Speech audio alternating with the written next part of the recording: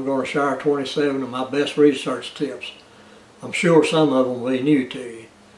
Tip number 1, get permission. Every piece of land is owned by somebody. Are there any exceptions? Maybe. I'll talk about this in one of my stories later on. Tip number 2 is other hobbies. Use your outdoor hobbies or start new ones. This will hook you up with many different people and hopefully take you to new places. You'd be surprised how much you can learn about history and how many great sites you can find by doing something else entirely different. Keep your eyes and ears open. Tip number 3, read and study. Read all the books, newspaper articles, microfilm, etc. you can that covers the areas you're interested in.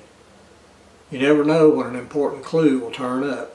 Tip number 4, libraries. Get library cards for every library you can and use them. They usually have a section on local history that can be an important part of your research. Tip number 5 is interlibrary loans. If you can find research material in a district library, sometimes you can have it sent to a local library for a small fee. I've done this many times. Tip number 6 is centers of influence. Talk to all the old-timers you can find and ask them what they know about the area. Usually they love to talk about the old days. A lot of the old-timers are gone now, but the next group of old-timers like me have taken their place. So talk to the people who knew the old-timers when you can. Sometimes that's the only way treasure stories get passed down. Tip number 7, similar interest. Talk and associate with others who have similar interest. You can each learn a lot by this association. Tip number 8 is social media. Join and participate in social media groups with others of similar interest. Just be careful who you let into your inner circle. They may be interested in more than your friendship. Tip number 9, YouTube. Watch a lot of YouTube videos and subscribe to the channels that help you or entertain you. This is not a plug for my channel. I've got several different YouTube accounts and I've subscribed to a lot of great channels. I watch YouTube videos a lot and I've learned so much from them. Tip number 10, maps. Learn to use maps, both paper and digital. They're just loaded with important information when you learn how to interpret them.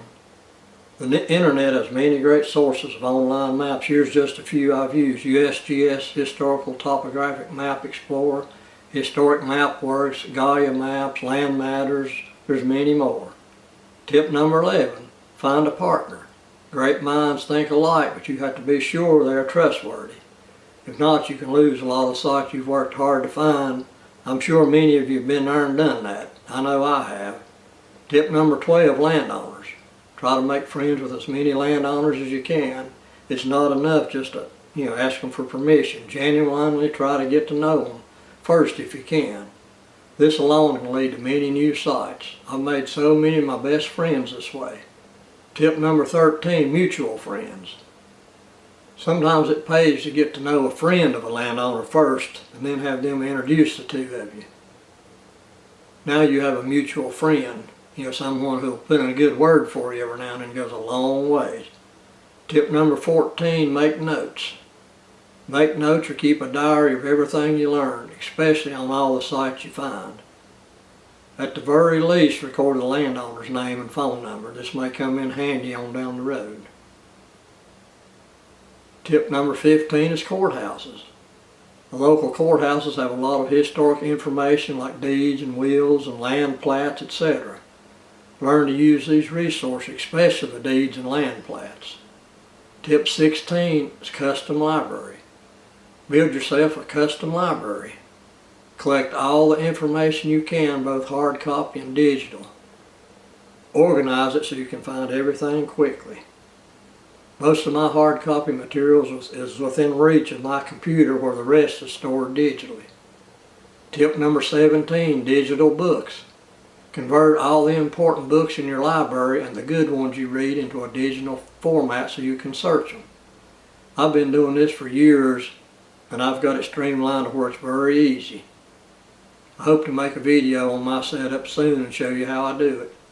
Can you imagine having a Civil War book where they talk about camping a whole lot? Just search for camp and you'll have a list of all the camps listed in the book. Tip number 18, organize your research. You need to keep up with all your research. Zotero is an online tool that does a fantastic job of helping you remember, everything. I've used it for many years. Tip number 19, Ancestry.com. This tool is a little expensive, but really helps when you're trying to track down some of the names you come across while you're doing your research. Tip number 20 is Census Data. Learn to use census data, both online and hard copy. You can find this information on Ancestry.com as well. Tip number 21 is Internet. Learn to use the Internet efficiently. It's filled with information, but it's also available to everyone. Everyone seems to want to search with Google. Try some other browsers. You'd be surprised what you find that Google misses. Tip number 22 is Diaries.